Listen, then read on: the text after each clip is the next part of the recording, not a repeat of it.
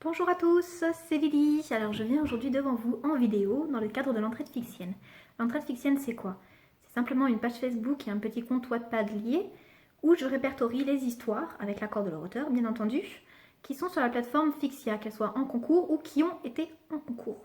Éditées, auto-éditées ou même sur une autre plateforme actuellement. Pas de souci pour moi. Je fais ça simplement dans le but d'essayer de trouver un peu des lecteurs pour les Fixia parce que je sais que c'est sur Fixia, ailleurs aussi bien sûr, qu'il y a des talents de demain, il y a des auteurs formidables. Oui, formidable, j'allais dire formidable, je ne dis pas. Donc il y a des auteurs formidables que j'ai vraiment envie de mettre en avant et j'ai envie que vous puissiez percer. Et surtout pour ça, il faut des lecteurs pour pouvoir progresser toujours, parce qu'on a toujours besoin de progresser.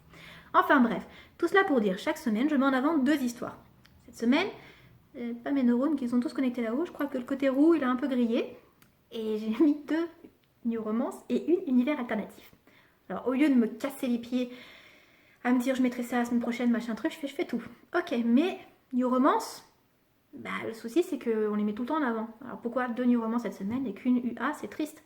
Alors j'ai décidé d'utiliser le format vidéo que je m'amuse à faire en ce moment pour autre chose, pour vous le mettre un petit peu en avant, le côté fantastique de la plateforme. Et oui, parce que l'UA, la team UA, a besoin d'être boostée, parce qu'on est là, tous, on n'est pas que NR, on n'est pas que UA, on est tout en même temps. Mais c'est vrai que l'UA a souvent tendance à être mise en retrait. Donc me voilà, team UA en force avec mon petit pompon rouge. Dans ce cas, je vais vous présenter une histoire. Une histoire, oui, quand même. Alors l'histoire de Mayoral. Alors, attendez, parce que j'essaie de rallumer ma tablette en même temps pour vous montrer la couverture après, mais comme la tablette déconne, c'est génial. Donc Mayoral, vous la connaissez tous. Ah oui, ça fait longtemps qu'elle est là quand même. C'est une fille formidable, elle a des très bons avis, francs, sincères, constructifs, qu'elle nous donne toujours quand on lui demande sur ses histoires. Franchement, elle essaie toujours d'aider les autres et c'est génial. Alors cette semaine, je la mets en avant. Voilà. Parce que Mayoral a aussi un univers très sombre. Très. Disons qu'elle pourrait faire un peu plus sombre encore. Moi, j'adore. Mais elle a un univers qui est quand même sombre et un peu gore, qui plaît pas forcément à tout le monde, faut l'avouer, mais que moi, j'adore. Et je voulais mettre un peu en avant ça aussi. Donc voilà. Ma petite Mayoral. Alors là, je suis en train de flipper parce que je dois dire le titre de son œuvre en cours, qui est un petit peu chiant à dire, parce que, excuse-moi Mayo, mais t'as pas choisi le plus simple. Alors voilà. Aujourd'hui, je vous présente le destin de Nexco. Enfin bref, vous m'aurez compris. De Nex. Voilà.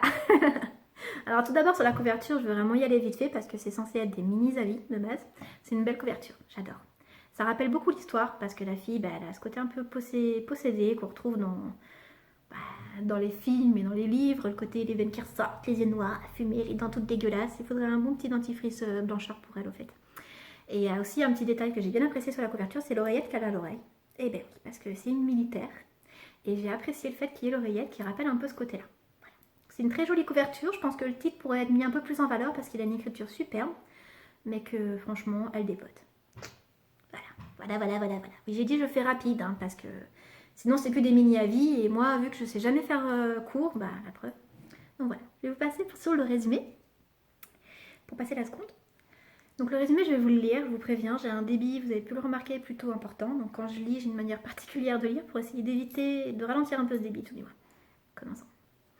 Dans un monde où les animaux ont disparu, Ixtli est la seule à pouvoir encore invoquer leurs esprits et en être possédée.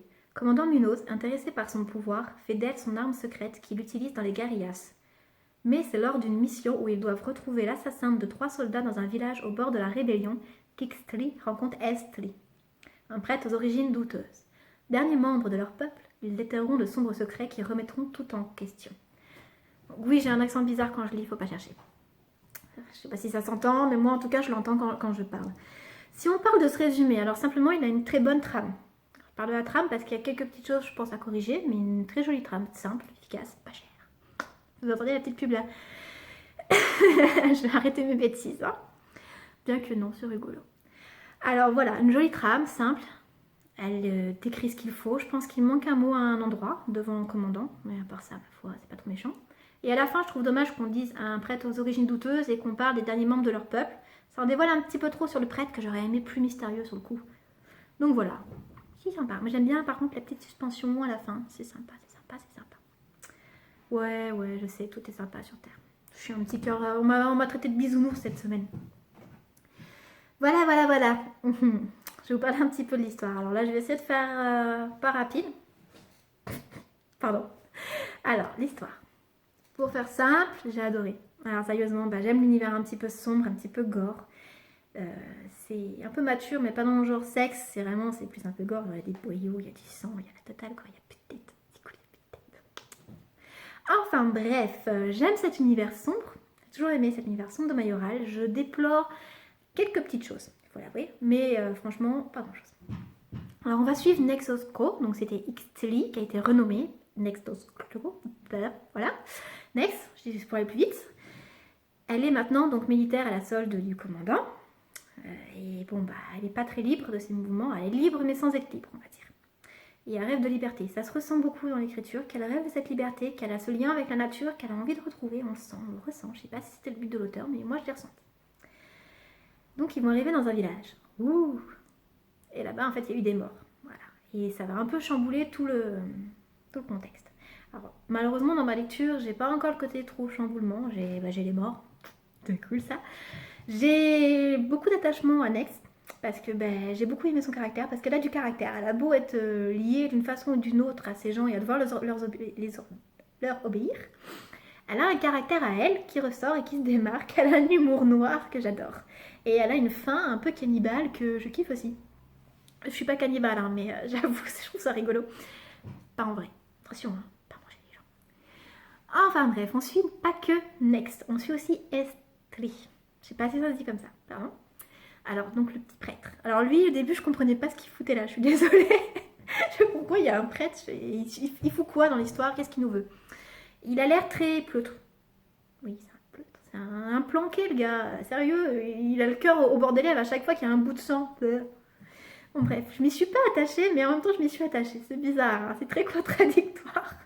J'aime bien et sans aimer. J'aurais aimé plus de profondeur, plus de noirceur, parce que dans le résumé, on a un peu ce côté mystère, un peu profondeur, avec des secrets tout patatras de monsieur, que pour le moment, je vois pas. Et j'aurais aimé ça un peu plus, en fait. C'est juste pour ça. Sinon, c'est plutôt sympa de voir que la fille, celle qu'elle est colonesse, on va dire, on va dire ça autrement, et que le mec, c'est un peu la chouchotte. Pardon, c'est pas gentil. Donc voilà, donc c'est deux personnages auxquels on s'attache. On s'attache aussi à l'équipe qui entoure Next, parce qu'elle n'est pas toute seule, hein, bien sûr. Elle est entourée d'une équipe de militaires avec qui elle coopère. Hein. On dirait des fois qu'ils la tiennent un peu en laisse, et en même temps qu'ils n'arrivent pas à la tenir en laisse, parce que c'est un esprit libre, ça se sent tout de suite. Et en même temps, ils ont peur d'elle. Enfin, c'est pas de la peur. Ils ont une appréhension par rapport à elle. Et en même temps, ça se ressent qu'ils s'y sont attachés.